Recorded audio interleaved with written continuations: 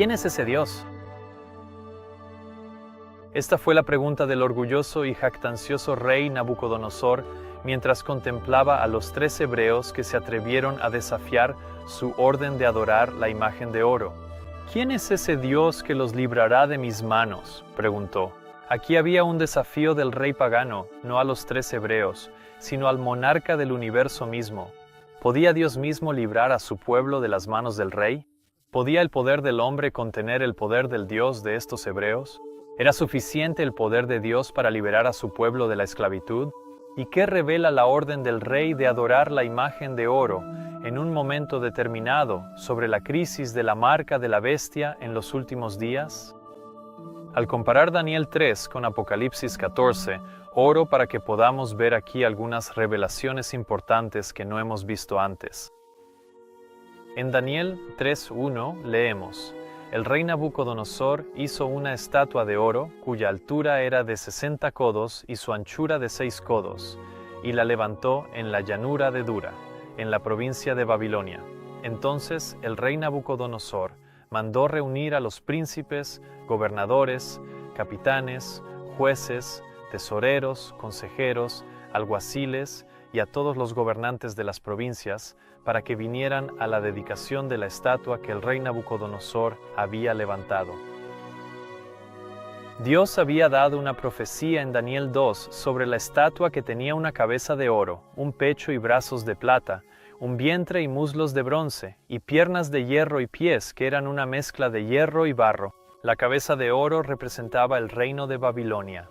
Como Daniel le dijo al rey: Tú eres esa cabeza de oro, y después de ti se levantará otro reino inferior al tuyo. La degradación de los materiales, desde el oro y la plata y el bronce hasta el hierro y el hierro mezclado con barro, tenía como propósito mostrar a la humanidad la decadencia y debilidad de los reinos y sistemas humanos. Cuando Nabucodonosor hizo la estatua de su sueño completamente de oro, de la cabeza a los pies, estaba pensando en cambiar el significado de la profecía, y al hacerlo, pretendía que se perdiera el significado de la profecía. La hermana White habla de esta estatua distorsionada hecha completamente de oro, diciendo: La ilustración profética fue utilizada para la glorificación de la humanidad. El símbolo diseñado para revelar eventos importantes se convirtió en un símbolo que impediría la difusión de ese conocimiento que Dios deseaba que los reinos de la tierra recibieran.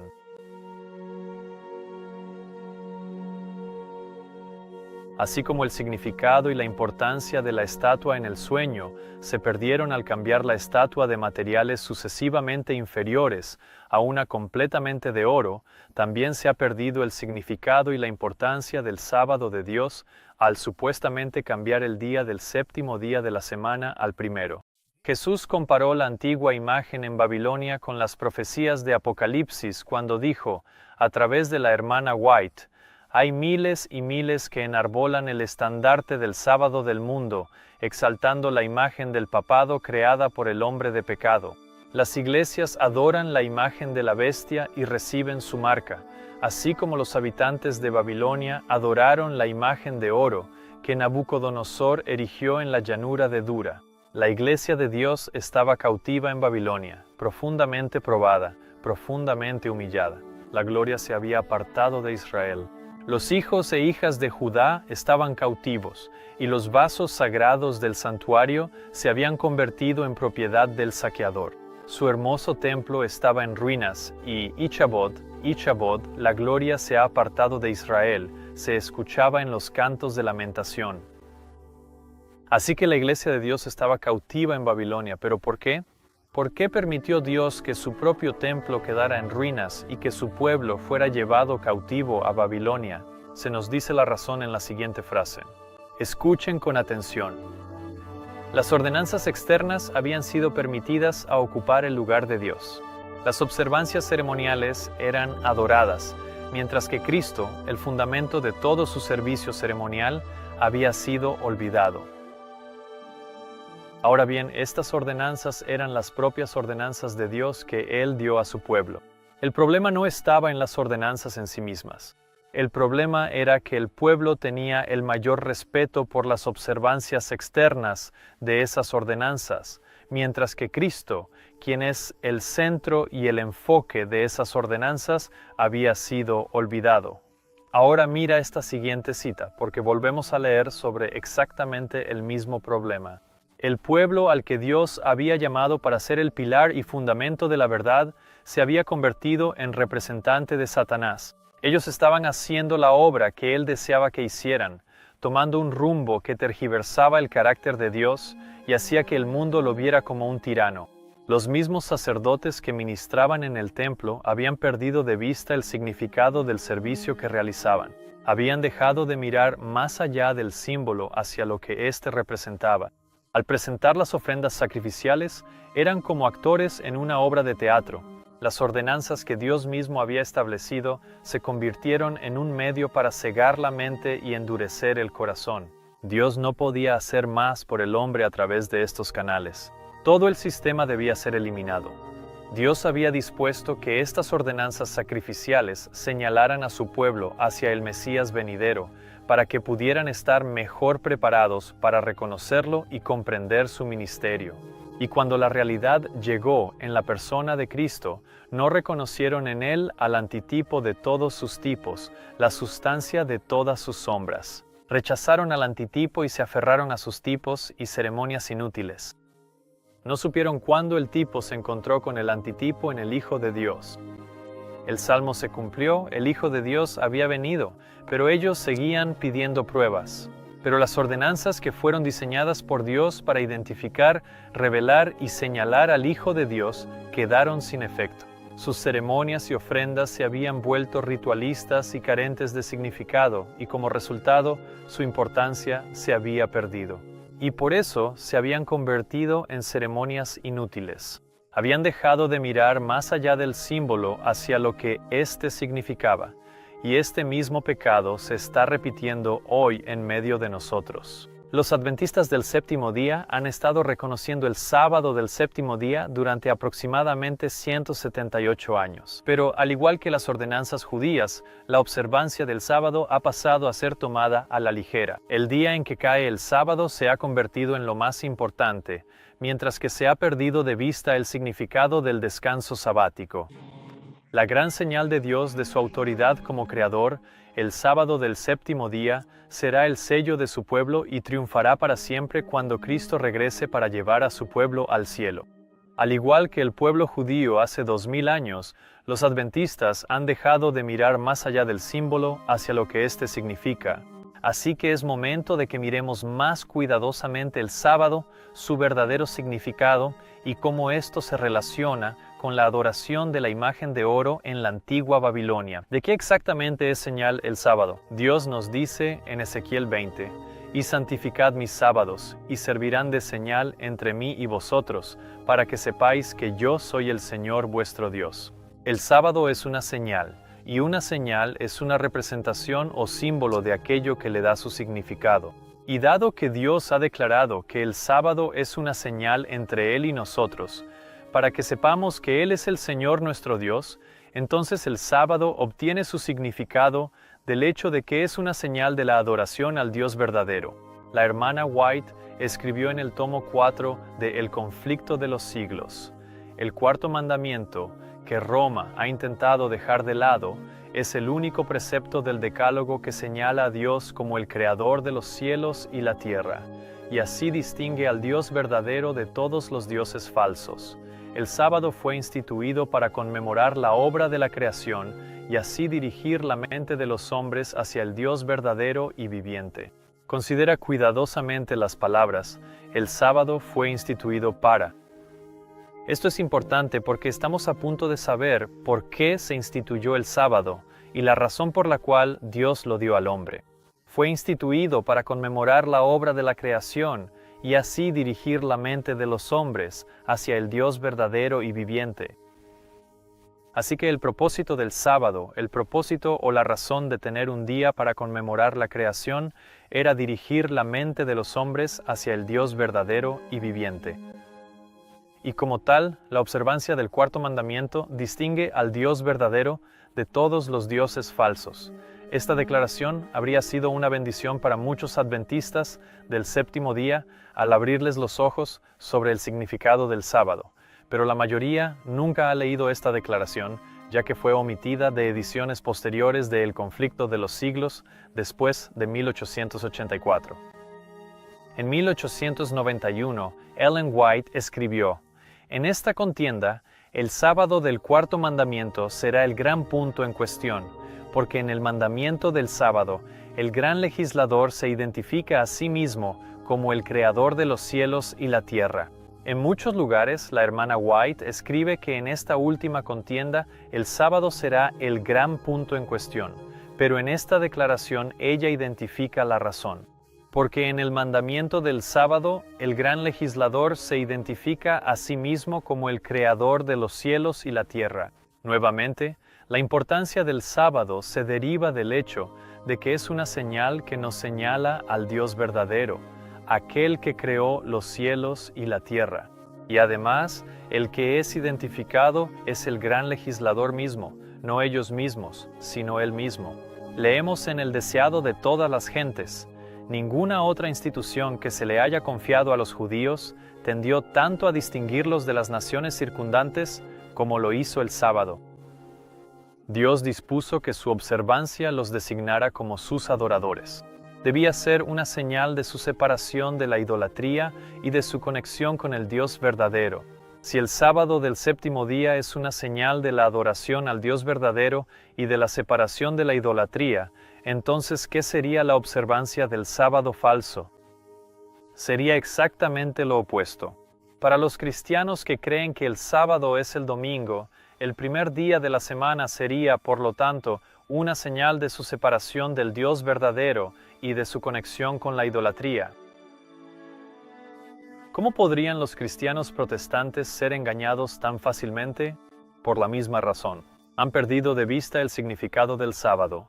Pero incluso los judíos perdieron de vista el significado de las ordenanzas que Dios les dio, y eso resultó en que se apartaran de Dios. A medida que los judíos se apartaron de Dios y no lograron hacer suya la justicia de Cristo por la fe, el sábado perdió su significado para ellos. Ahora, esta afirmación es muy interesante, no porque el sábado haya perdido su significado para ellos, sino por la razón por la que lo perdió, porque no lograron hacer suya la justicia de Cristo por la fe. ¿Alguna vez los adventistas del séptimo día han dejado de hacer suya la justicia de Cristo por la fe? ¿Y qué hay de 1888?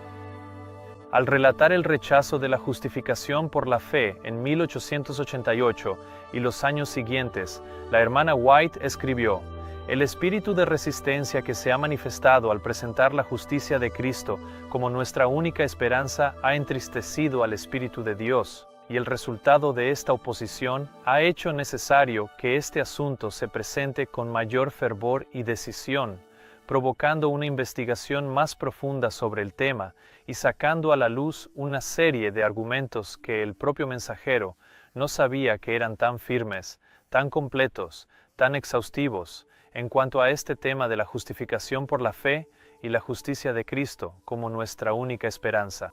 El tema ha sido presentado ante muchas mentes.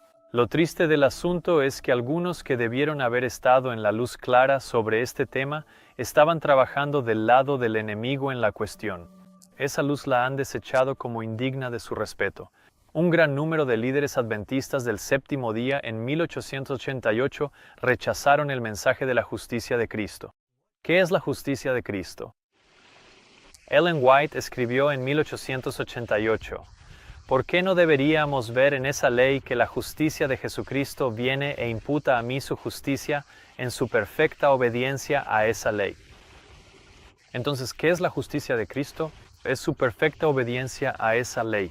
J. Waggoner, uno de los hombres a través de quienes Dios estaba obrando para traer este mensaje, escribió: «Por la obediencia de Cristo muchos son hechos justos u obedientes. La justicia es obediencia a la ley. Así que la justicia de Cristo es la obediencia de Cristo, y Cristo viene e imputa en mí su justicia en su perfecta obediencia». Incluso hoy en día, todavía hay una abundancia de ideas opuestas y variadas sobre lo que realmente es la justicia por la fe, pero no les he dado mi opinión.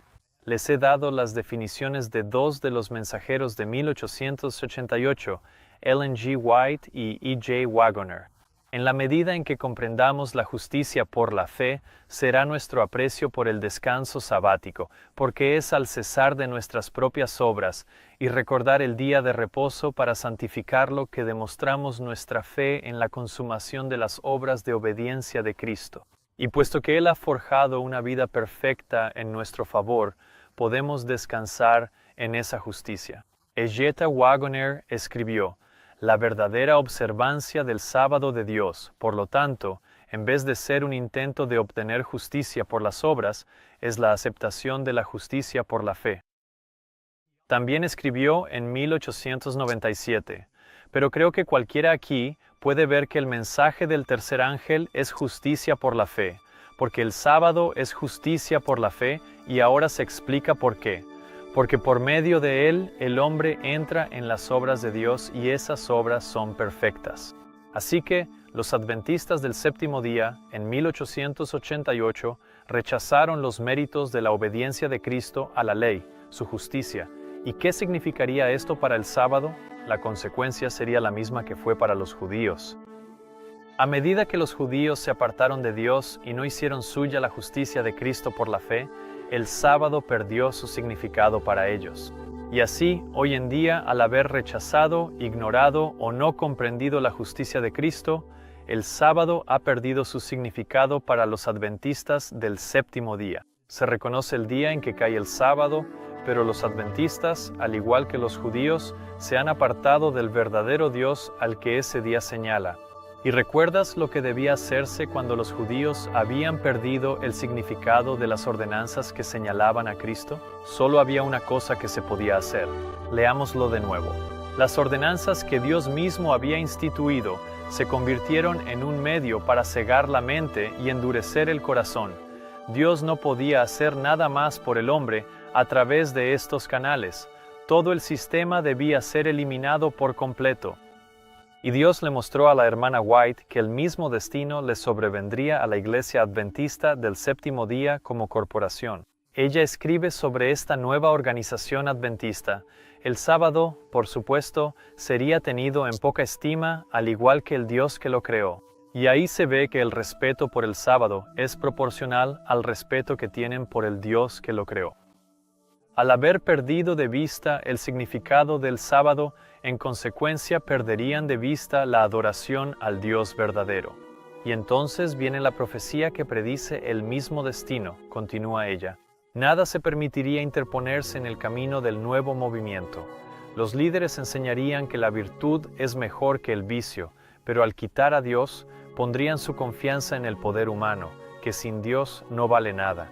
Y luego añade: su fundamento estaría construido sobre la arena, y la tormenta y el vendaval barrerían la estructura. Verás, una vez que las ordenanzas que Dios dio para señalar al Hijo de Dios se convirtieron en el medio para rechazar al Hijo de Dios, Dios no podía hacer nada más por el hombre a través de estos canales, y todo el sistema debía ser eliminado. Y por lo tanto, el día en que ocurre el sábado, al igual que las ordenanzas judías, también se ha convertido en el medio para cegar la mente y endurecer el corazón ante el verdadero significado del sábado, y que éste señala al Dios verdadero y viviente. ¿Qué quiso decir ella con su fundamento sería edificado sobre la arena? La respuesta está antes en el mismo párrafo. El enemigo de las almas ha procurado introducir la suposición de que una gran reforma iba a tener lugar entre los adventistas del séptimo día, y que esta reforma consistiría en abandonar las doctrinas, que son los pilares de nuestra fe, y en participar en un proceso de reorganización. ¿En qué consistiría esta reorganización? La respuesta está justo ahí. Consistiría en abandonar las doctrinas que son los pilares de nuestra fe. Pero ¿cuáles doctrinas específicamente serían abandonadas? Leemos la respuesta en las siguientes frases. Si esta reforma llegara a ocurrir, ¿qué resultaría? Los principios de verdad que Dios en su sabiduría ha dado a la iglesia remanente serían descartados. nuestra religión sería cambiada. Los principios fundamentales que han sostenido la obra durante los últimos 50 años serían considerados como error. Aquí ella señala los principios fundamentales que han sostenido la obra durante los últimos 50 años. Estos 28 principios fundamentales fueron publicados en 1872 y 1889, entre los cuales destaca su comprensión no trinitaria de Dios, tal como se describe en los principios 1 y 2. La hermana White habló de estos principios fundamentales diciendo: debemos aferrarnos a los primeros principios de nuestra fe denominacional y avanzar de fortaleza en fortaleza hacia una fe creciente. Siempre debemos mantener la fe que ha sido confirmada por el Espíritu Santo de Dios desde los primeros acontecimientos de nuestra experiencia hasta el tiempo presente. Podemos ser fortalecidos y confirmados en la experiencia pasada que nos mantiene en los puntos esenciales de la verdad que nos han hecho lo que somos, adventistas del séptimo día. Estos principios fundamentales de nuestra fe denominacional, dice ella, nos han hecho lo que somos, adventistas del séptimo día. Así que cuando ella escribe sobre esta nueva organización, que consistiría en abandonar las doctrinas que son los pilares de nuestra fe, no es de extrañar que pudiera decir que nuestra religión sería cambiada. Pregunta: ¿cometió nuestra Iglesia un error al dejar la posición de Elena White y los pioneros respecto a Dios y adoptar la posición católica de la Trinidad? Absolutamente no. Los antitrinitarios, debido a la posición actual de la Iglesia, a su posición firme, nunca vamos a cambiar. Hemos pasado por un siglo y medio de evolución y hemos llegado a esta posición muy firme, esta posición bíblica que les he explicado hoy y que está en nuestras creencias fundamentales. Nunca vamos a cambiar, nunca vamos a retroceder, nunca vamos a volver a donde estaban los pioneros al inicio del movimiento respecto a su enseñanza sobre la Trinidad. Alguien en la congregación ha dicho que usted dijo esto y aquello. Ya sabe, actuando como si yo apoyara un punto de vista antitrinitario, como lo llamamos, y respondí explicando toda la verdad. Pero absolutamente no. Y creo que el Señor guió a nuestra Iglesia hacia una visión más bíblica de la divinidad pero los antitrinitarios, dicen que creen que simplemente dejamos a los pioneros y que ahora nos hemos unido a los católicos porque creemos en la Trinidad.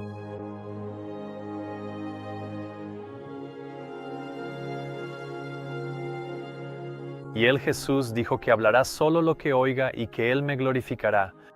Así que el Espíritu Santo no es Jesús, aunque se le llame el Espíritu de Cristo, no es Jesús.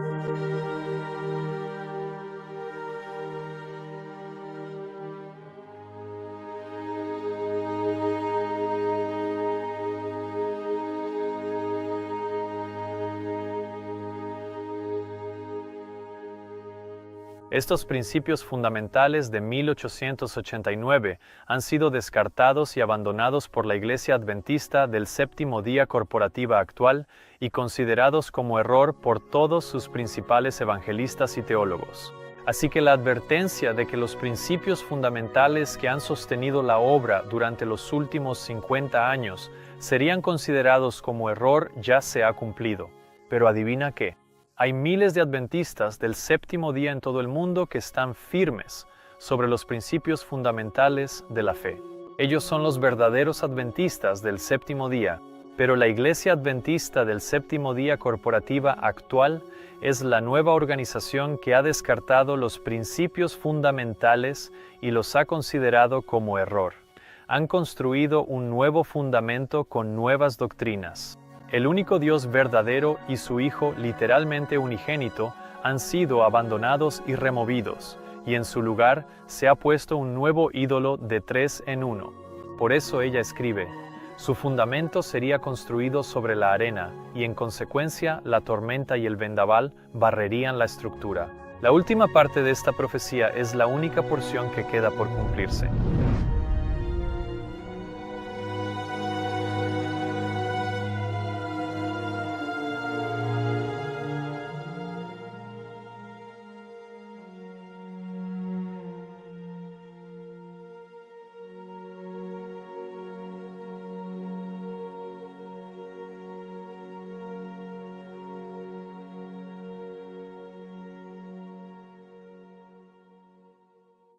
Temed a Dios y dadle gloria. Es el mensaje que debe darse al mundo en este tiempo. Pero ¿cómo podemos dar este mensaje si tememos a dioses y les damos gloria a ellos? Un mensaje así es una falsificación del mensaje del primer ángel, y tenemos justamente un ejemplo de esto en Daniel 3. Echemos un vistazo.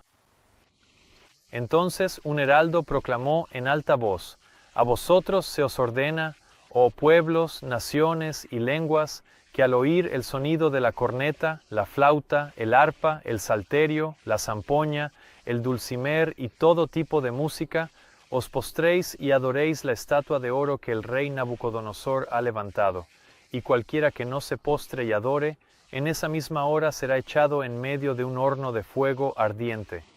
Por lo tanto, en ese momento, cuando todo el pueblo oyó el sonido de la corneta, la flauta, el arpa, la zampoña, el salterio y todo tipo de música, todos los pueblos, naciones y lenguas se postraron y adoraron la estatua de oro que el rey Nabucodonosor había levantado.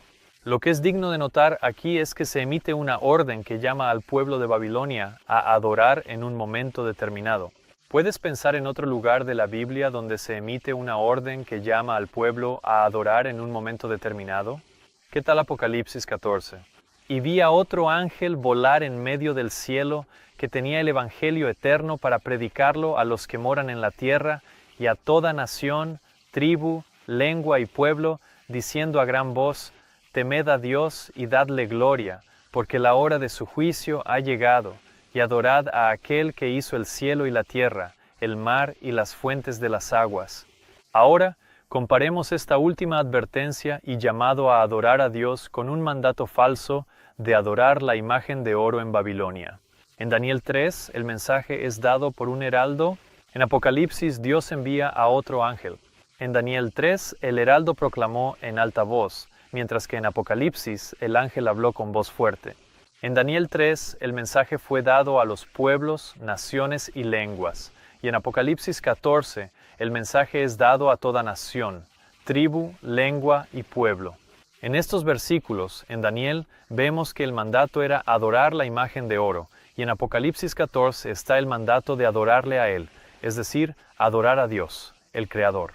Así que lo que tenemos en Daniel 3 es una falsificación del mensaje del primer ángel, y en ambos mensajes hay un tiempo relacionado con la adoración. En Daniel leemos: En el momento en que oyeran la música, debían postrarse y adorar la imagen de oro. Este tiempo se repite en el versículo 6 como la misma hora, y en el versículo 7 diciendo en ese momento. En Apocalipsis 14 también vemos el tiempo relacionado con la adoración a Dios en las palabras: La hora de su juicio ha llegado. Y porque esta hora ha llegado, la orden es adorarle a Él, el único Dios verdadero. Pero el propósito del tiempo era especificar a quién estaban adorando. Cuando debían postrarse y adorar la imagen, tenía que ser en un momento determinado, y en ese momento, cuando sonara la música, debía ser una señal de que estaban adorando la imagen de oro. Y al final del tiempo, cuando el pueblo de Dios lo adore, cuando haya llegado la hora de su juicio, será una señal de que están adorando a aquel que hizo el cielo, la tierra, el mar y las fuentes de las aguas. ¿Y qué momento designó y apartó Dios para que fuera una señal de la adoración al Creador? Por supuesto, fue el sábado. Porque en 6 días hizo el Señor el cielo y la tierra, el mar y todo lo que en ellos hay, y reposó el 7º día.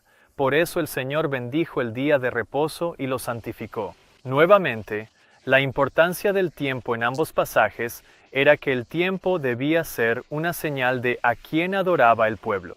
Cuando Nabucodonosor asoció el momento en que sonaba la música con la adoración de la imagen de oro, no fue porque pensara que, al sonar la música, sería un buen momento para adorar la imagen. Había un propósito más siniestro. La intención de Satanás era asociar un tiempo específico con la adoración de la imagen para asegurar al pueblo en la idolatría. ¿Y cuál era la consecuencia de negarse a adorar la imagen de oro en el momento especificado en el decreto? Era la muerte. Porque cualquiera que no se postre y adore, en esa misma hora será echado en medio de un horno de fuego ardiente. ¿Y cuál será la consecuencia al final de los tiempos para aquellos que se nieguen a adorar la imagen de la bestia? Leemos. La imagen de la bestia debe hablar y hacer que todos los que no adoren la imagen de la bestia sean muertos. Por negarse a adorar la gran imagen de oro que Nabucodonosor había erigido, los 3 hebreos fueron arrojados al horno de fuego. Pero Dios preservó a sus siervos en medio de las llamas, y el intento de imponer la idolatría resultó en que el conocimiento del Dios verdadero fuera presentado ante los príncipes reunidos y los grandes hombres del vasto reino de Babilonia. Aquí vemos que el decreto del rey no tenía que ver con honrar el momento de la música. Se trataba de usar el tiempo como una herramienta para imponer la idolatría. Y lo mismo ocurre con la marca de la bestia al final de los tiempos. La ley que ordena a todos honrar el primer día de la semana en la adoración de la imagen de la bestia, no se trata tanto de adorar en el momento equivocado, sino de obligar a la gente a adorar al Dios equivocado. Y no por casualidad, en Babilonia, ¿en qué resultó el decreto para imponer la idolatría? Leemos. El intento de imponer la idolatría resultó en llevar el conocimiento del Dios verdadero ante los príncipes reunidos y los grandes hombres del vasto reino de Babilonia. ¿No sería cierto entonces que cuando se promulgue el decreto para adorar la imagen de la bestia e imponer la idolatría al final de los tiempos, también resultará en llevar el conocimiento del Dios verdadero ante toda nación, tribu, lengua y pueblo? Creo que muchos de nosotros, que hemos reconocido la herejía de la doctrina de la Trinidad y hemos regresado a los principios fundamentales del verdadero adventismo del séptimo día, a menudo hemos visto los efectos perjudiciales que esta falsa doctrina ha causado en la Iglesia Adventista, y nos hemos preguntado cómo encaja el verdadero conocimiento de Dios en el marco profético de los últimos días. Se razona que debe estar allí en alguna parte porque todo el mundo está engañado respecto a las doctrinas más fundamentales de la Biblia, que hay un solo Dios y que este único Dios tuvo un Hijo unigénito.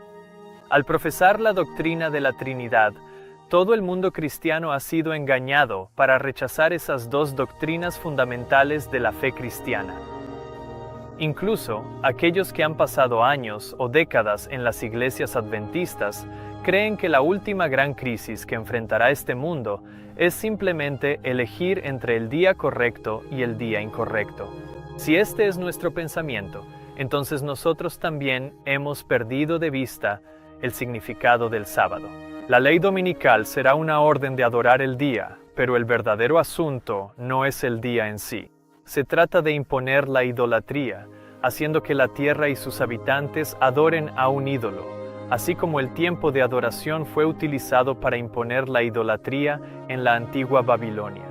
¿Y quién es el Dios de la bestia y su imagen? Sin lugar a dudas, es el monstruoso trino en uno, la Trinidad.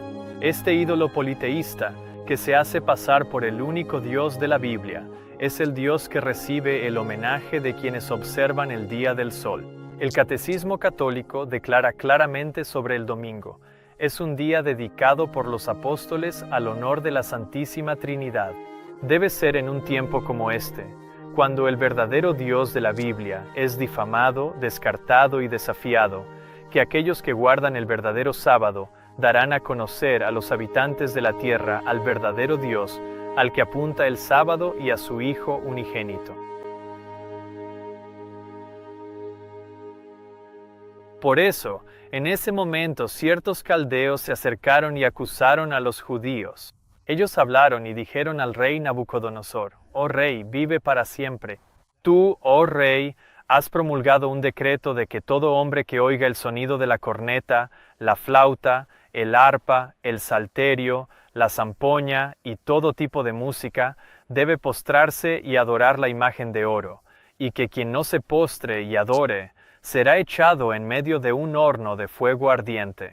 Hay ciertos judíos a quienes has puesto sobre los asuntos de la provincia de Babilonia, Sadrach, Mesach y Abednego. Estos hombres, oh rey, no te han hecho caso, no sirven a tus dioses, ni adoran la imagen de oro que tú has levantado». Aquí nuevamente vemos que el rey hizo un decreto que se refiere a un momento específico, como leemos, en ese tiempo. Es decir, En ese momento, cuando la música comenzaba a sonar, se ordenaba a todos participar en un acto de adoración, porque el decreto mandaba que todos debían postrarse y adorar la imagen de oro. Ahora permíteme hacerte una pregunta. ¿Qué es más importante, el momento en que adoras o el Dios al que adoras? Obviamente, el Dios al que adoramos es lo más importante, y esa es exactamente la razón por la que la Iglesia Adventista del Séptimo Día fue finalmente aceptada como una denominación protestante principal. A pesar de guardar el sábado en el séptimo día y no estar en sintonía con todas las demás denominaciones protestantes caídas en ese aspecto, la Iglesia Adventista evitó por poco ser catalogada como una secta, pero fue aceptada por los evangélicos como una denominación cristiana principal, debido a que la Iglesia abandonó su historia no trinitaria y adoptó plenamente la doctrina de la Trinidad. El historiador adventista del séptimo día, George Knight, publicó un artículo titulado Questions on Doctrine, Symbol of Adventist Theological Tension. En este artículo, escribió sobre Walter Martin y Donald Barnhouse, ambos autores evangélicos que estaban escribiendo un libro llamado The Kingdom of the Cults en 1956. Ambos autores evangélicos estaban dialogando con el liderazgo adventista del séptimo día sobre sus doctrinas para determinar si la Iglesia Adventista del séptimo día era una secta o una denominación cristiana principal legítima. George Knight escribe: el centro de las preocupaciones de Martin eran 4 puntos que se sostenían ampliamente respecto a las creencias adventistas. 1. Que la expiación de Cristo no se completó en la cruz. 2. Que la salvación es el resultado de la gracia más las obras de la ley.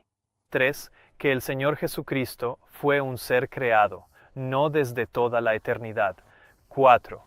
Y que Él participó de la naturaleza pecaminosa y caída del hombre en la encarnación. Había otros temas, pero esos 4 eran cruciales, ya que los evangélicos no podían considerar a los adventistas como verdaderos cristianos, a menos que fueran ortodoxos en esos puntos. El punto número 3, que el Señor Jesucristo fue un ser creado, está en la raíz de la doctrina de la Trinidad. Nuestros pioneros adventistas del séptimo día, así como James y Ellen White, no eran trinitarios. Ellos creían en un solo Dios, el Padre, y que Él tenía un Hijo unigénito. Dijo la hermana White: el Padre eterno, el inmutable, dio a su Hijo unigénito, arrancó de su seno a aquel que fue hecho a la imagen misma de su persona, y lo envió a la tierra para revelar cuán grande era su amor por la humanidad. Y para que algunos no piensen que este arrancar a Cristo del seno del Padre es meramente simbólico, ella también escribió: aunque el pecado había producido un abismo entre el hombre y su Dios, la benevolencia divina proveyó un plan para salvar ese abismo. ¿Y qué material utilizó? Una parte de sí mismo. La palabra material no denota una referencia simbólica, sino una referencia muy física y literal. Esta creencia reflejaba el principio fundamental número 2, tal como fue publicado por los adventistas del séptimo día un año antes de esta declaración en 1889, que hay un solo Señor Jesucristo, el Hijo del Padre Eterno. Pero en la mente trinitaria, Jesús no tiene principio. Ellos dicen que este aspecto de su naturaleza, el no tener principio, es lo que constituye su divinidad.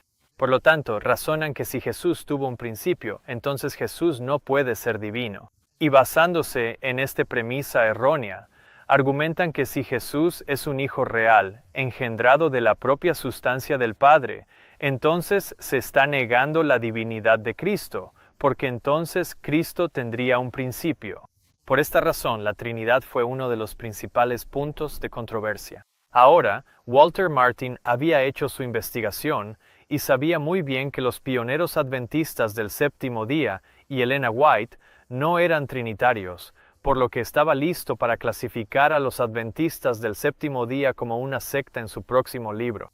Pero los líderes de la Iglesia Adventista del séptimo día, como Leroy Froom y Roy Allen Anderson, no estaban dispuestos a que la Iglesia Adventista fuera etiquetada como una secta, y emprendieron esfuerzos titánicos para demostrarle a Walter Martin que la posición actual de la Iglesia apoyaba la Trinidad.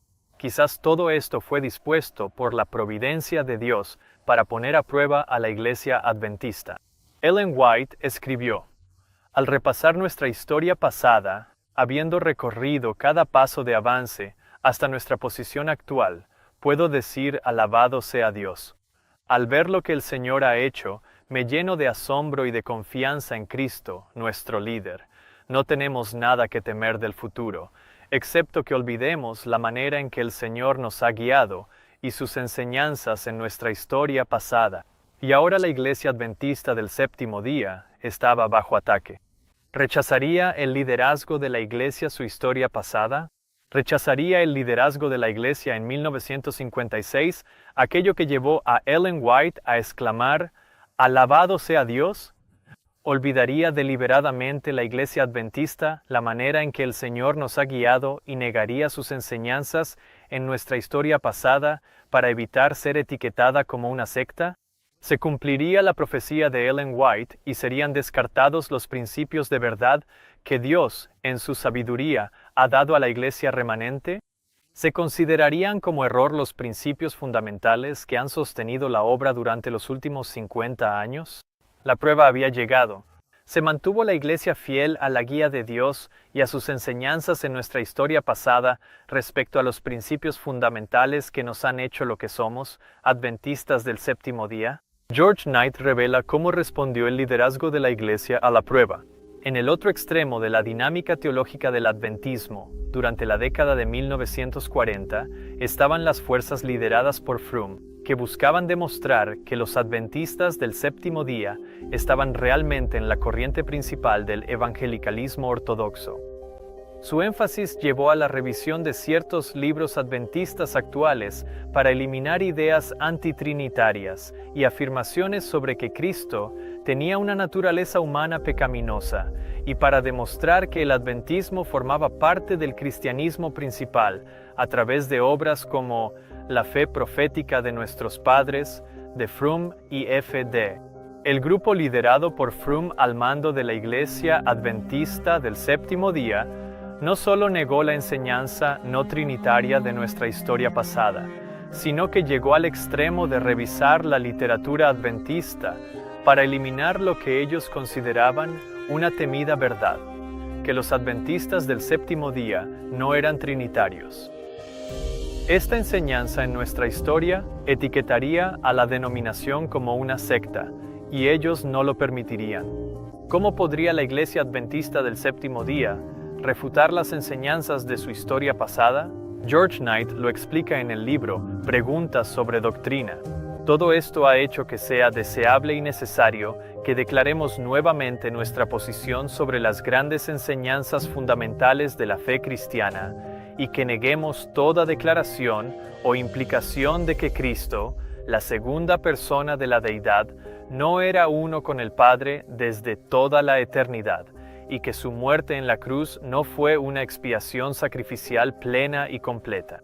La creencia de los adventistas del séptimo día sobre estas grandes verdades es clara y enfática, y sentimos que no deberíamos ser identificados con, ni estigmatizados por, ciertos conceptos limitados y erróneos sostenidos por algunos, particularmente en nuestros años formativos.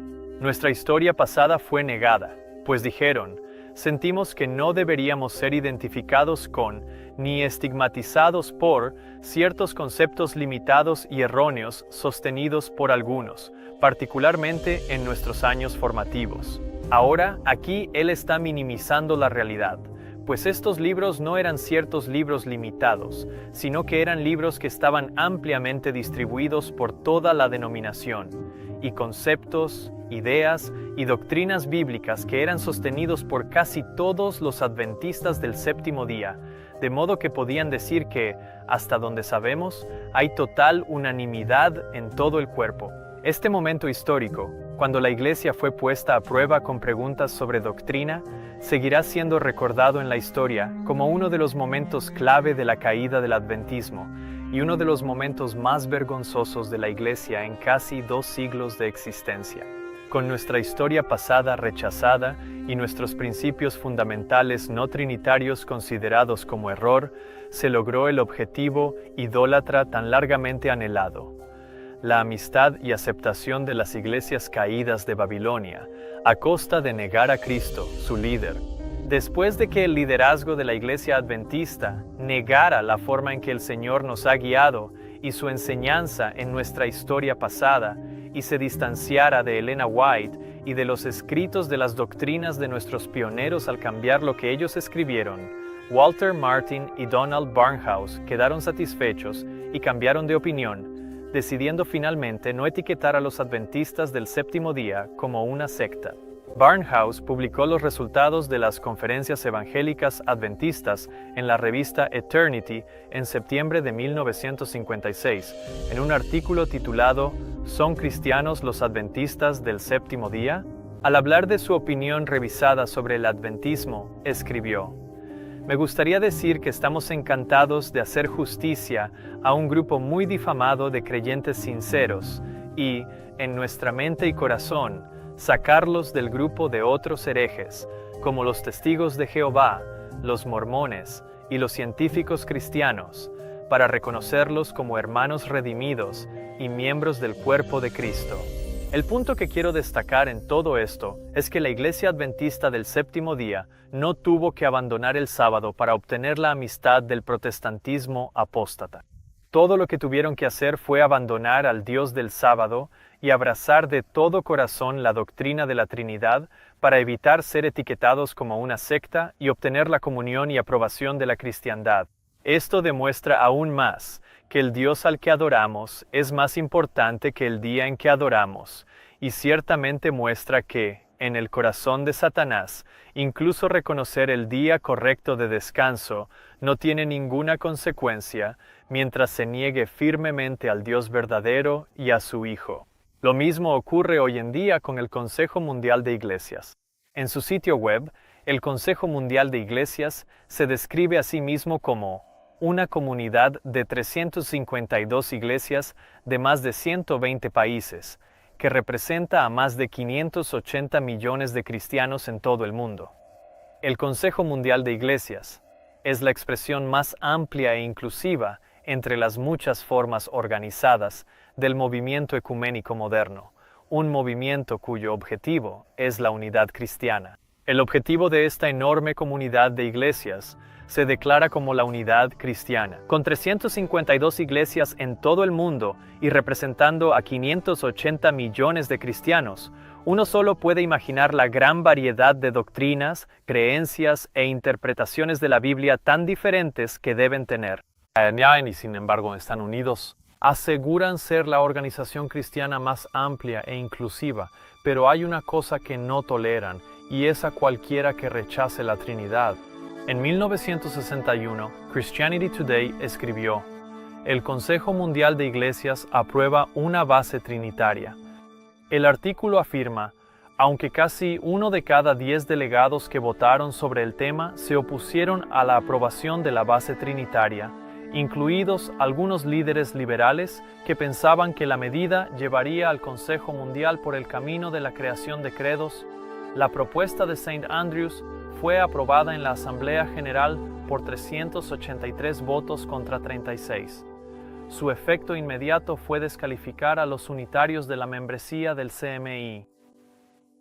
Así que si tu iglesia cree, como Jesús, que el Padre es el único Dios verdadero, entonces tu iglesia quedaría descalificada de la membresía.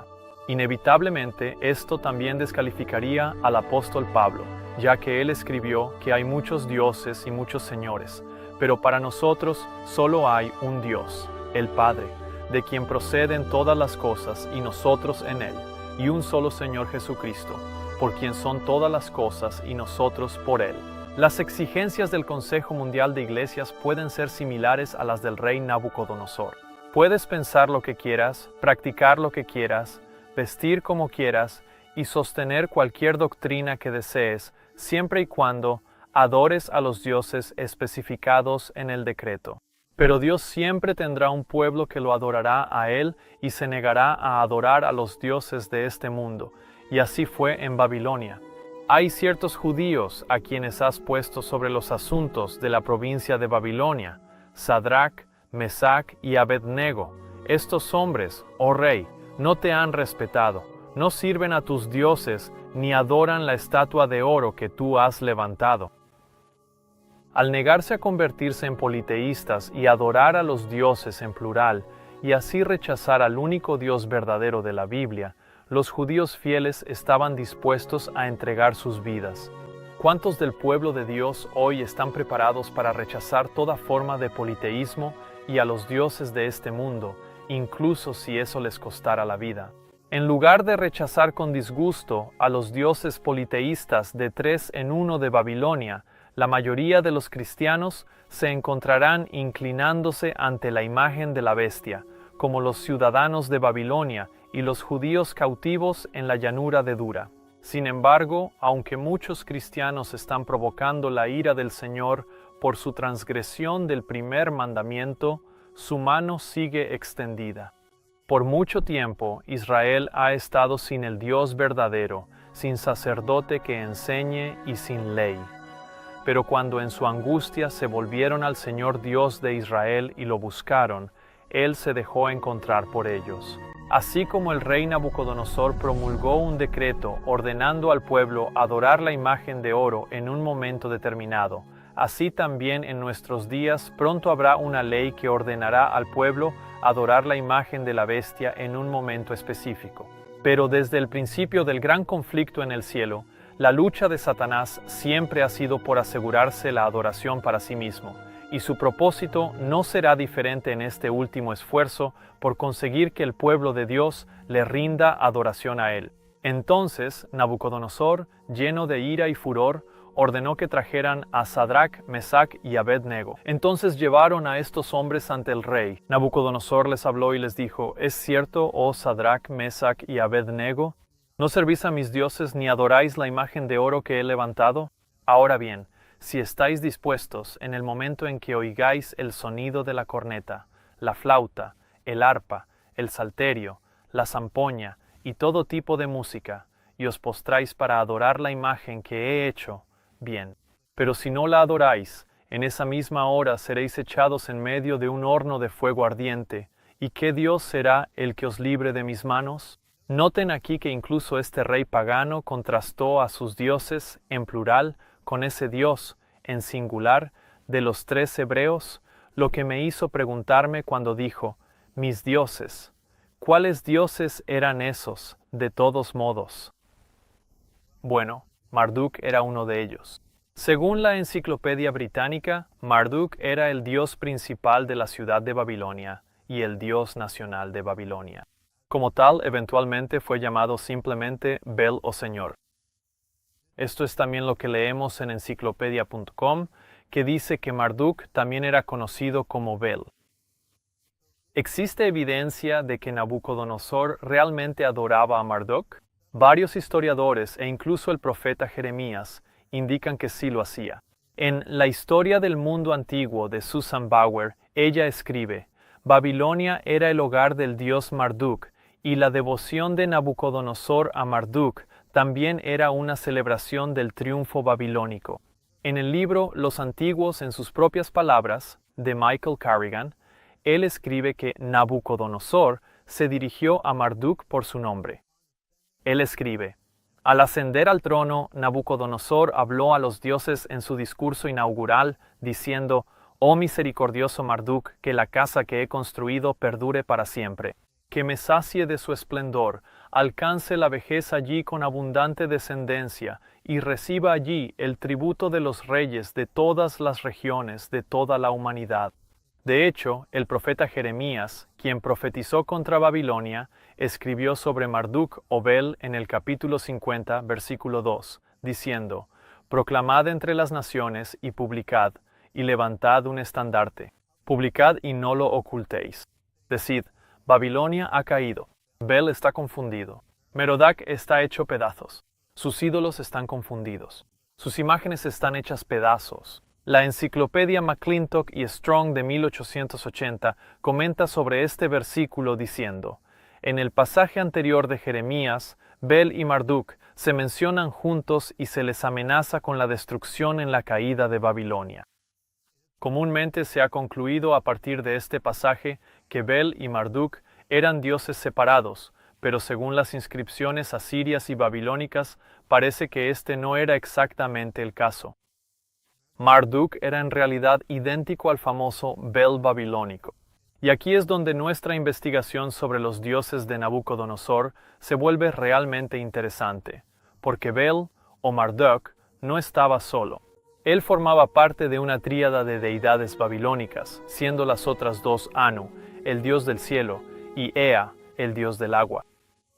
La Enciclopedia Británica de 1911 escribió sobre Anu, diciendo: esa es la posición única de Anu como el dios principal de los cielos más altos, siempre fue reconocida en el sistema teológico desarrollado por los sacerdotes, el cual encontró expresión al convertirlo en la primera figura de una tríada compuesta por Anu, Bel y Ea, entre quienes los sacerdotes dividieron las tres partes del universo, los cielos, la tierra con la atmósfera sobre ella y la extensión acuática, respectivamente. Así que piensa en lo que está sucediendo aquí con el decreto de Nabucodonosor en la llanura de Dura. Cuando el rey dijo en el versículo 14, «¿Es cierto, oh Sadrach, Mesach y Abed-nego, que no servís a mis dioses?», el rey estaba exigiendo que los tres hebreos adoraran a sus dioses, Anu, Bel, que es Marduk, y Ea, la tríada o trinidad babilónica. Hablando de Bel, el autor Louis Spence en su libro Mitos y leyendas de Babilonia y Asiria, escribió sobre Bel diciendo: «Fue su asociación con Anu y Ea como uno de una tríada que presidía los cielos, la tierra y el abismo, lo que lo mantuvo en el poder. Además, el mero hecho de que fuera miembro de tal tríada prueba que se le consideraba teológicamente esencial para el bienestar de la religión babilónica en su conjunto». La creación o lenta evolución de una trinidad de esta índole no se produce en absoluto mediante procesos populares. De hecho, es obra de una escuela o de un colegio de sacerdotes. Algunos de ustedes quizá hayan oído hablar de Carl Jung. Fue un psiquiatra y psicoanalista suizo que fundó la psicología analítica. La obra de Jung ha sido influyente en los campos de la psiquiatría, la antropología, la arqueología, la literatura, la filosofía y los estudios religiosos. En un artículo que escribió titulado Paralelos precristianos de la Trinidad en Babilonia, escribió: «Las tríadas de dioses aparecen muy temprano, en un nivel primitivo. Las formas arcaicas de tríadas en las religiones de la Antigüedad y de Oriente son demasiado numerosas para mencionarlas aquí. Las disposiciones en tríadas son un arquetipo en la historia de la religión, que, con toda probabilidad, formó la base de la Trinidad cristiana. Ahora bien, esto es significativo, porque si es correcto, muestra que la construcción trinitaria de las tríadas en Babilonia, con toda probabilidad, formó la base de la Trinidad cristiana, que es el Dios tres en uno de la Babilonia espiritual moderna». Luego Jung continúa diciendo: «A menudo estas tríadas no consisten en tres deidades diferentes e independientes entre sí. En cambio, existe una tendencia clara a que surjan ciertas relaciones familiares dentro de las tríadas. Mencionaría, como ejemplo, las tríadas babilónicas, de las cuales la más importante es Anu, Bel y Ea. Así que aquí está la pregunta: ¿es el Dios trino de la Babilonia espiritual de hoy simplemente una reliquia cristianizada de la antigua tríada babilónica? Y cuando el monarca terrenal se asombró y dijo a los hebreos: «¿No servís a mis dioses?», por mis dioses se refería a la tríada de dioses Anu, Bel, a quien él veneraba como Marduk, y Ea. La evidencia sugiere que este era el caso. Esto significaría que, en la antigua Babilonia, el intento de imponer la idolatría era un intento de hacer que el pueblo de Dios adorara una tríada idolátrica de dioses en lugar del único Dios verdadero. Esto realmente no debería sorprendernos, ya que este concepto de trinitarismo realmente tiene sus raíces en la antigua Babilonia. El conocido escritor e historiador Alexander Hislop escribió en su libro Las dos Babilonias. La Trinidad tuvo su origen en la antigua Babilonia con Nimrod, Tamuz y Semiramis. Semiramis exigía adoración tanto para su esposo como para su hijo, así como para ella misma. Ella afirmaba que su hijo era tanto el Padre como el Hijo. Sí, él era Dios el Padre y Dios el Hijo, la primera Trinidad divina e incomprensible. El origen de estos sentimientos trinitarios, por lo tanto, se remonta hasta el mismo comienzo de Babilonia.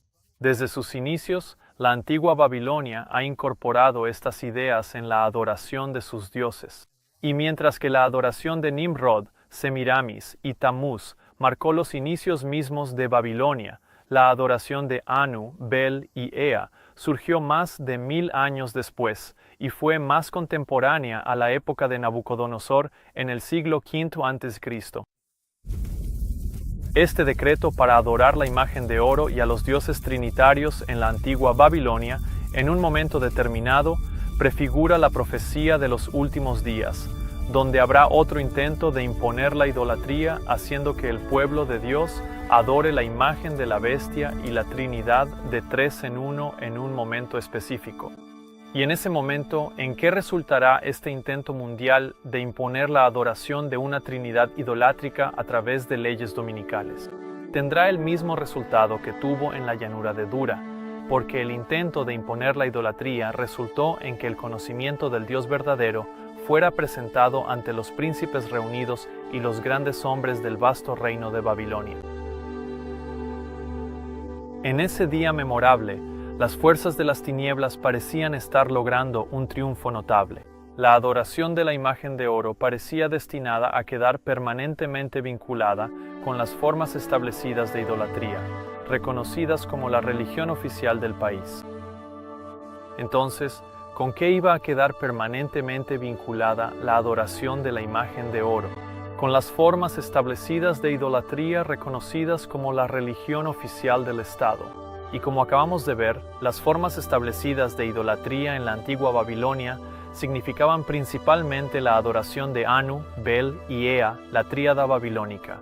¿Qué significa esto para nosotros en relación con la adoración de la imagen de la bestia? ¿Quién es la imagen de la bestia? La imagen se hace a la primera bestia, o bestia semejante a un leopardo, que es la que se presenta en el mensaje del tercer ángel. Por esta primera bestia se representa a la Iglesia romana, un cuerpo eclesiástico revestido de poder civil, con autoridad para castigar a todos los disidentes. La imagen de la bestia representa a otro cuerpo religioso revestido de un poder similar. La formación de esta imagen es obra de aquella bestia cuya aparición pacífica y profesiones benignas la convierten en un símbolo tan notable de los Estados Unidos. Aquí se encuentra una imagen del papado. Cuando las iglesias de nuestro país, uniéndose en aquellos puntos de fe que tienen en común, influyan en el Estado para hacer cumplir sus decretos y sostener sus instituciones, entonces América protestante habrá formado una imagen de la jerarquía romana. La iglesia romana, la primera bestia mencionada en el libro de Apocalipsis 13, era un cuerpo eclesiástico revestido de poder civil, o sea, un poder de iglesia y Estado. Y la imagen de la bestia se formará cuando la América protestante también utilice el poder civil del Estado para imponer sus dogmas eclesiásticos, indudablemente en lo que respecta a los puntos de fe que tienen en común.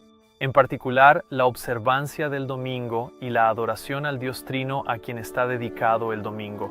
Y así como la imagen de oro en la antigua Babilonia quedó permanentemente vinculada a las formas establecidas de idolatría, reconocidas como la religión oficial del Estado, de igual manera la adoración de la imagen de la bestia, siendo un símbolo del protestantismo apóstata dirigiendo el poder del Estado, quedará permanentemente conectada con las formas establecidas de idolatría, como la observancia del domingo y la adoración de la Trinidad, y será reconocida como la religión oficial del país. ¿Y cuál es el propósito de Satanás en todo esto? La hermana White escribe: este falso sábado será impuesto por una ley opresiva. Satanás y sus ángeles están bien despiertos y sumamente activos, trabajando con energía y perseverancia a través de instrumentos humanos para lograr su propósito de borrar el conocimiento de Dios. ¿Y qué mejor manera de borrar el conocimiento de Dios que hacer que los supuestos guardianes de los mandamientos de Dios olviden el significado del sábado, que es una señal de la adoración al único Dios verdadero, y luego imponer la observancia de un falso sábado que obliga a todos a rendir homenaje a los dioses trinitarios de Babilonia? ¿Crees que es exagerado y que no puede suceder, o que ni siquiera está en la mente de algunos imponer la adoración de su Dios falso con la misma facilidad que su sábado falso? En la Adventist Review and Sabbath Herald de 1894 apareció un artículo titulado Imposición del Domingo. El artículo, al hablar de la recién formada Liga Internacional para la Observancia del Domingo, decía: también se notará que esta liga tiene otros planes además de la intención de procesar a quienes no se sometan a su sábado hecho por el hombre. Quizás procesen a quienes no creen en la Trinidad. Sus antepasados espirituales, los puritanos, consideraban el arresto y castigo de quienes rechazaban este dogma eclesiástico como algo que agradaba a la deidad. Nuestros amigos unitarios deberían estar atentos. La doctrina de la Trinidad y la sacralidad del domingo son ambas delicias ortodoxas de una dulzura maravillosa para el paladar ministerial. Si todos pueden ser obligados a aceptar una, no hay ninguna buena razón por la que no se les pueda exigir aceptar la otra. Así como el sábado del séptimo día y la adoración al Dios verdadero están unidos en significado y trascendencia, también el sábado falso está vinculado con el Dios falso.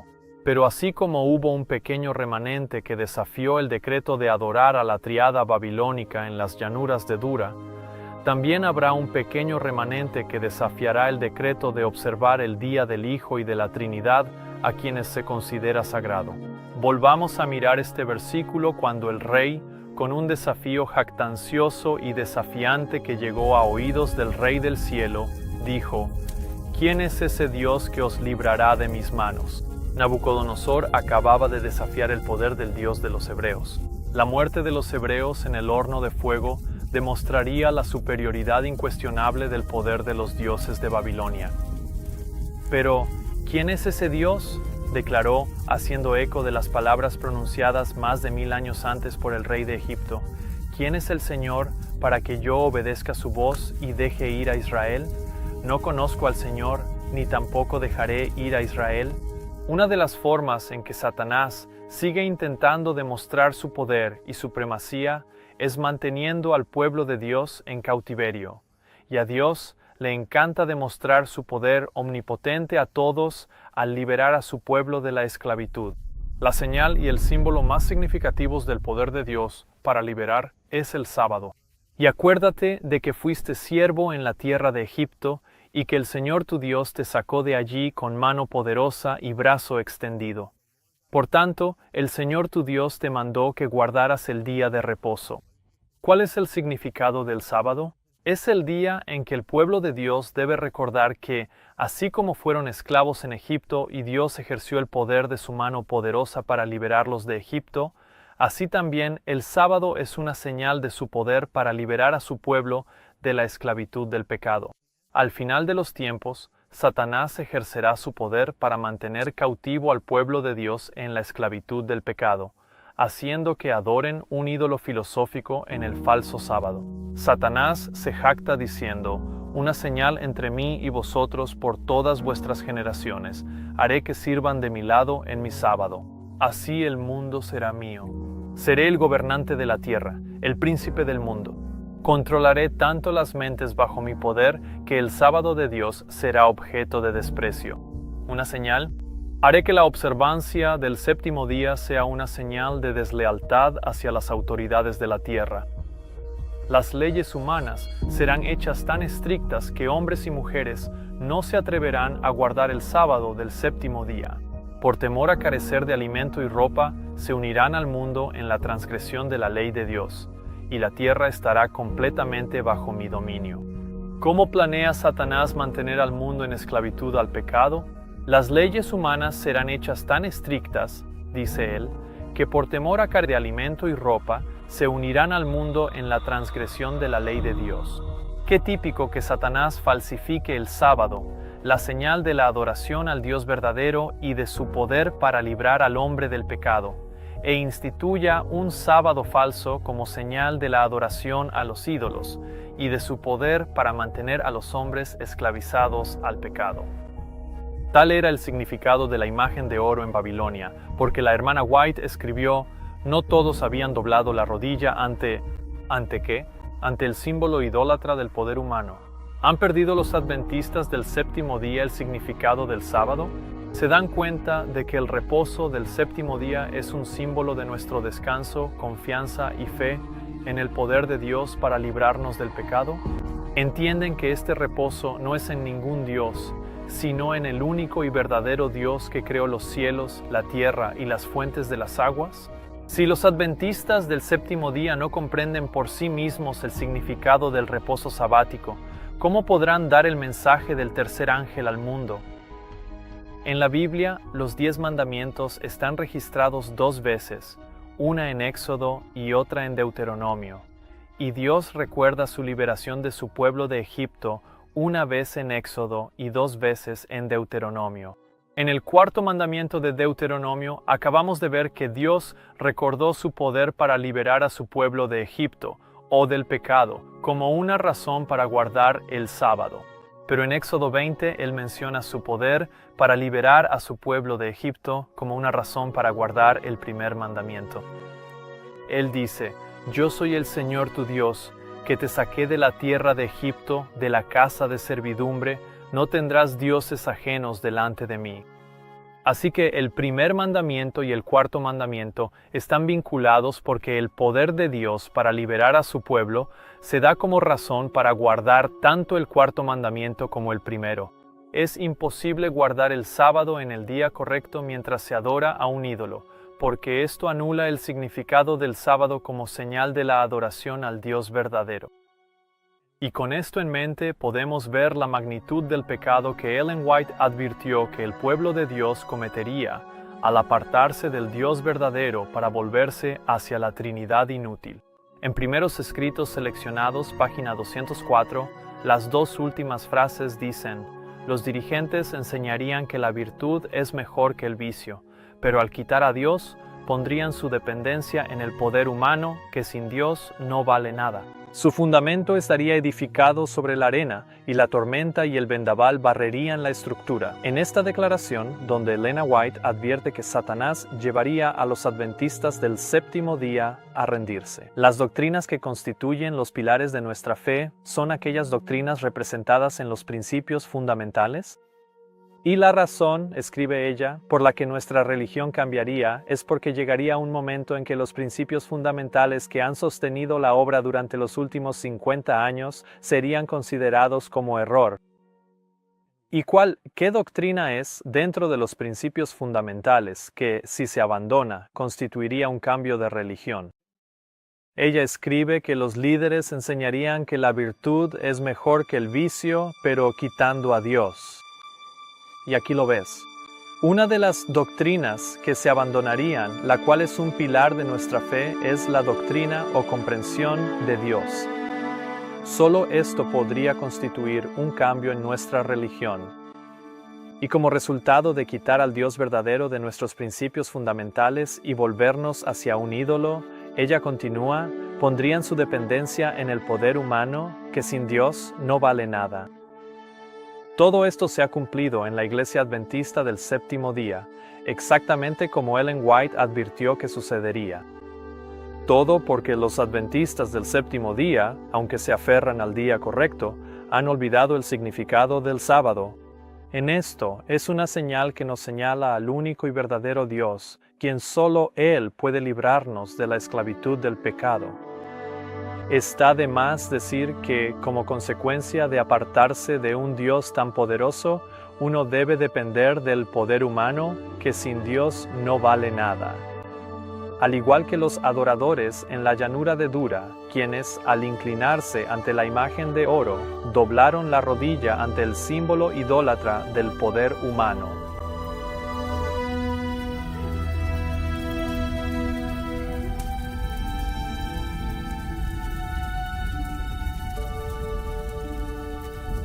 Entonces Nabucodonosor se llenó de furia, y la expresión de su rostro cambió contra Sadrach, Mesach y Abed-nego. Por lo tanto, habló y ordenó que calentaran el horno 7 veces más de lo que normalmente debía calentarse. Y mandó a los hombres más poderosos de su ejército que ataran a Sadrach, Mesach y Abed-nego, y los echaran en el horno de fuego ardiente. Entonces, estos hombres fueron atados con sus mantos, sus calzas, sus turbantes y sus otras ropas, y fueron echados en medio del horno de fuego ardiente. Vemos que Nabucodonosor ordenó a los hombres más poderosos de su ejército. ¿Por qué? ¿De qué tenía tanto miedo el rey? ¿Pensó que necesitaba a los hombres más poderosos para asegurar a los 3 hebreos? Sintió que se requería más que un poder ordinario para tratar con estos hombres nobles. Su mente estaba fuertemente impresionada de que algo inusual intervendría en favor de ellos. Y se ordenó a sus hombres más fuertes que se encargaran de ellos. ¿No ordenará también Satanás a sus ángeles más poderosos que mantengan a los hombres atados en el pecado, atados en la transgresión y adorando a un Dios falso? Nuevamente, tenemos a los hombres más poderosos representando el poder humano, enfrentándose al Dios del cielo. E incluso el rey sabía que su poder podría no ser suficiente. Y leemos, entonces estos hombres fueron atados. ¿Está el pueblo de Dios atado hoy en día? Atados por mentiras, engaños, falsas doctrinas, tentaciones, pecado, amor al mundo, orgullo y egoísmo. ¿Existe algún poder capaz de librar a los hombres de los engaños de Satanás o del engaño de su propio corazón egoísta? Continuamos. Por lo tanto, debido a que la orden del rey era urgente y el horno estaba extremadamente caliente, la llama del fuego mató a los hombres que llevaron a Sadrach, Mesach y Abed-nego. Y estos 3 hombres, Sadrach, Mesach y Abed-nego, cayeron atados en medio del horno de fuego ardiente. Aquí nuevamente vemos que los 3 hebreos estaban atados, pero ahora vemos que cayeron. ¿Qué significa eso? ¿No significaría eso que estaban impotentes para ayudarse a sí mismos? ¿Te sientes impotente cuando intentas liberarte de las tentaciones y pecados que te atan a agencias satánicas?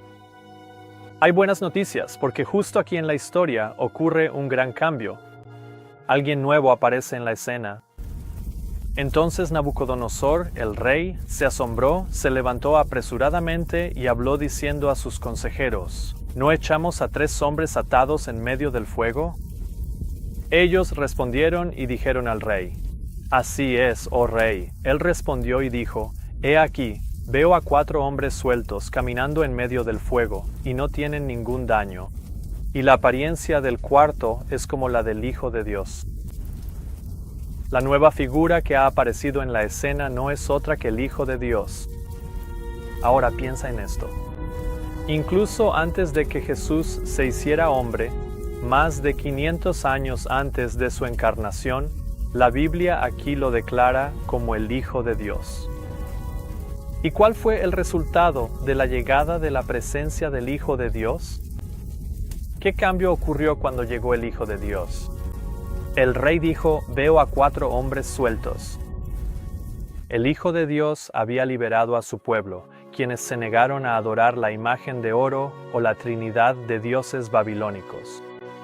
Las cuerdas más fuertes de los hombres más poderosos que habían sido atadas sobre el pueblo de Dios fueron completamente rotas.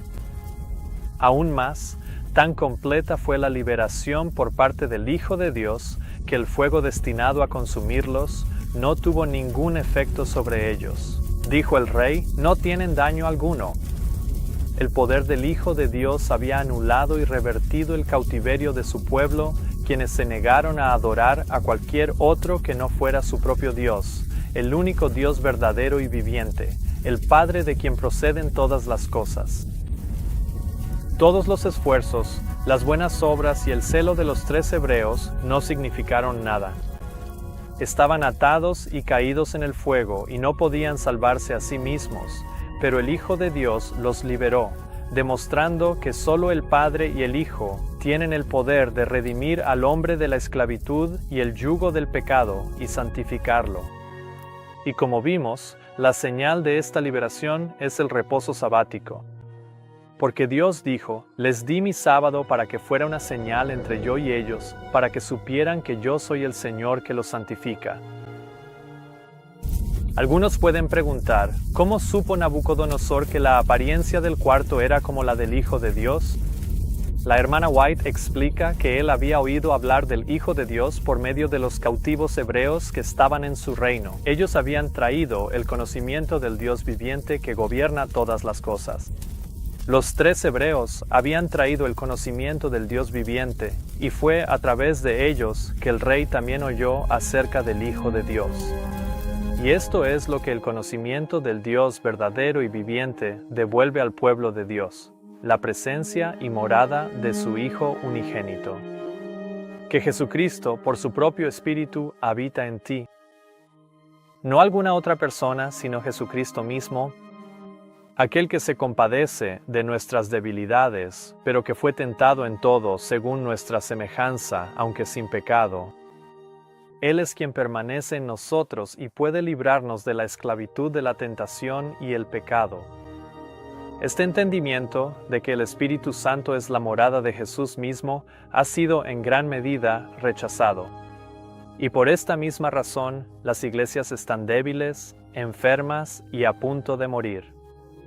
Dijo el mensajero inspirado, la razón por la que las iglesias están débiles, enfermas y a punto de morir es que el enemigo ha traído influencias de naturaleza desalentadora sobre las almas temblorosas. ¿Qué hizo él? Ha procurado apartar a Jesús de su vista como el Consolador, como aquel que reprende, que advierte, que los amonesta diciendo, este es el camino, andad por él. 2 años después, la hermana White añadió, el Salvador es nuestro Consolador, esto lo he comprobado en él. Y para evitar cualquier confusión, añadió 2 años después, queremos al Espíritu Santo, que es Jesucristo. Si nos comunicamos con Dios, tendremos fortaleza, gracia y eficiencia. Y eso es exactamente lo que recibieron los 3 hebreos: fortaleza, gracia y eficiencia. Porque esto es lo que Jesús trae a nuestras vidas cuando reconocemos al Espíritu Santo como la presencia interior de Jesucristo.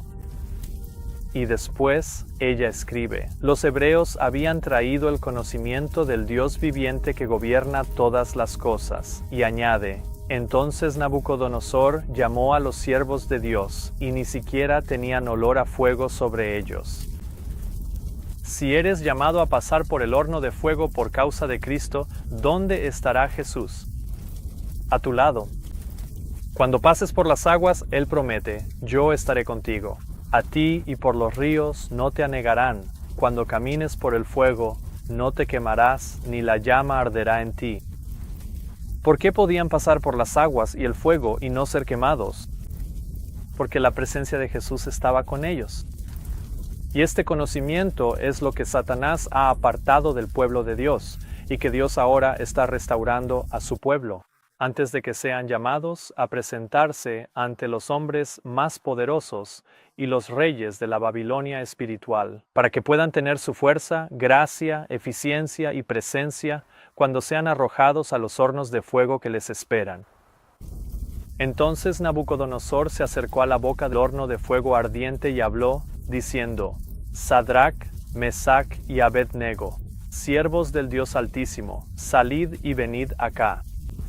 Entonces Sadrach, Mesach y Abed-nego salieron de en medio del fuego, y los príncipes, gobernadores, capitanes y consejeros del rey, reunidos, vieron a estos hombres sobre cuyos cuerpos el fuego no tuvo poder, ni un solo cabello de sus cabezas se había quemado. Tampoco sus ropas habían cambiado, ni el olor a fuego había pasado sobre ellos. Entonces Nabucodonosor habló y dijo, Bendito sea el Dios de Sadrach, Mesach y Abed-nego, que envió a su ángel y libró a sus siervos que confiaron en él, y cambiaron la palabra del rey y entregaron sus cuerpos, para no servir ni adorar a ningún Dios excepto a su propio Dios. Hay cosas asombrosas en estos versículos. Lo más evidente es el cambio notable en el rey, quien ahora, en lugar de pedir a los hebreos que sirvan a sus dioses en plural, llama a Sadrach, Mesach y Abed-nego siervos del Dios Altísimo. No dioses, sino el Dios Altísimo, en singular. Y esto es justo después de reconocer que la figura del cuarto en el fuego era el Hijo de Dios. Así que incluso este rey pagano entendió que el Hijo de Dios es una persona, y que de hecho es el Hijo de Dios. Y aquí reconoce al Dios Altísimo, que es el Padre, y que son dos individuos distintos, una verdad que es destruida por la doctrina de la Trinidad. Luego Nabucodonosor va aún más lejos y dice: bendito sea el Dios en singular de Sadrach, Mesach y Abed-nego, y luego dice que ellos no servirían ni adorarían a ningún Dios excepto a su propio Dios. Y ese era el punto subyacente de controversia en este capítulo. ¿Adorarían a dioses falsos o permanecerían fieles al único Dios verdadero? Nabucodonosor concluye: por tanto, yo decreto que todo pueblo, nación y lengua que hable algo en contra del Dios, en singular, de Sadrach, Mesach y Abed-nego, sea descuartizado y su casa convertida en un muladar. Porque no hay otro Dios que pueda librar de esta manera. Entonces el rey promovió a Sadrach, Mesach y Abed-nego en la provincia de Babilonia. Y ahí está la conclusión de la lección que Dios tiene para nosotros en este capítulo. No hay otro Dios que pueda librar de esta manera. Solo el Dios Altísimo, el Padre y el Hijo de Dios pueden librar al hombre de los decretos más feroces y las leyes más estrictas respecto al tiempo en que se ordene a la tierra adorar a la bestia, a su imagen y recibir su marca. Cuando el pueblo de Dios sea marginado, ridiculizado y odiado, y expulsado de la sociedad, sin poder comprar ni vender, la presencia del Hijo de Dios estará con ellos y los librará. Piensa en toda esta experiencia en el capítulo 3 de Daniel, sobre el decreto del rey respecto a cuándo debían adorar la imagen de oro, y que al sonar la música debían postrarse y adorar. Y date cuenta y toma nota de este hecho, que en toda esta prueba a Satanás no le importaba cuándo adoraban, hasta que llegó el decreto que establecía que el momento en que adoraban iba a designar a quién estaban adorando. Así que, nuevamente, el tiempo no era la razón de la prueba. La prueba desde el principio de esta controversia era sobre a quién adoraban los hebreos. Y el esfuerzo de Satanás por imponer la idolatría y asegurarse la adoración que solo debe rendirse a Dios. Y este capítulo en Daniel 3, con todas sus conexiones y paralelos con la guerra por la adoración en Apocalipsis. Los capítulos 13 y 14, que están a punto de irrumpir sobre el mundo, no tratan tanto sobre el tiempo, sino sobre a quién adorarán los habitantes de la tierra. Y el momento de la adoración solo tiene importancia cuando el tiempo es indicativo del Dios que está siendo adorado.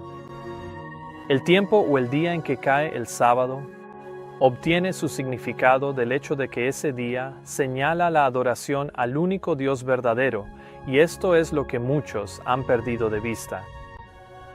Y debemos entender esto, no sea que la observancia ceremonial del día correcto nos ciegue a nosotros y a otros de la adoración al único Dios verdadero y a su Hijo unigénito, de la misma manera en que las observancias ritualistas de las ordenanzas cegaron a los judíos para aceptar a Jesús como el Hijo de Dios. Si entramos en la crisis de la marca de la bestia pensando que la prueba se trata solo del día y reconocemos el día correcto, pero doblamos la rodilla ante la Trinidad, recibiremos la marca de la bestia. ¿Cómo es eso?, podrías preguntar. Si observamos perfectamente el día de reposo, pero rechazamos al Dios al que apunta el día de reposo, no solo somos transgresores del cuarto mandamiento, sino también del primero, del segundo, del tercero y de toda la ley. Tales personas nunca recibirán el sello de Dios ni el nombre del Padre en sus frentes. y debido a que la imagen de la bestia se conectará permanentemente con las formas establecidas de idolatría, reconocidas como la religión oficial del Estado, la adoración de la Trinidad será aceptada como la adoración de la imagen de la bestia.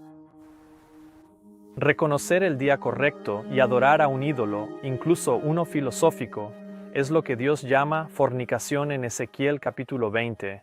Cuando Israel, por devotos que fueran en su observancia del sábado, evidentemente había perdido de vista el significado del sábado. Porque Dios dijo, contaminaron mis sábados porque su corazón se fue tras sus ídolos. Doy gracias a Dios porque está devolviendo el conocimiento de sí mismo y de su Hijo unigénito, tal como se expone en los principios fundamentales de 1889 que nos han hecho lo que somos, adventistas del séptimo día. Aunque estos principios fundamentales han sido descartados y considerados como error en cumplimiento de la profecía de Elena White en 1903, estos principios aún hoy contienen el conocimiento que el pueblo de Dios debe tener antes de entrar en la última guerra mundial sobre la adoración. La hermana White comenta sobre el versículo que dice que no sirvieran ni adoraran a ningún Dios, excepto a su propio Dios, y añade, así estos jóvenes imbuidos del Espíritu Santo declararon a toda la nación su fe, que aquel a quien adoraban era el único Dios verdadero y viviente. Esta demostración de su propia fe fue la presentación más elocuente de sus principios. Para impresionar a los idólatras con el poder y la grandeza del Dios viviente, sus siervos deben revelar su propia reverencia por Dios. Deben manifestar que Él es el único objeto de su honor y adoración, y que ninguna consideración, ni siquiera la preservación de la vida misma, puede inducirlos a hacer la más mínima concesión a la idolatría.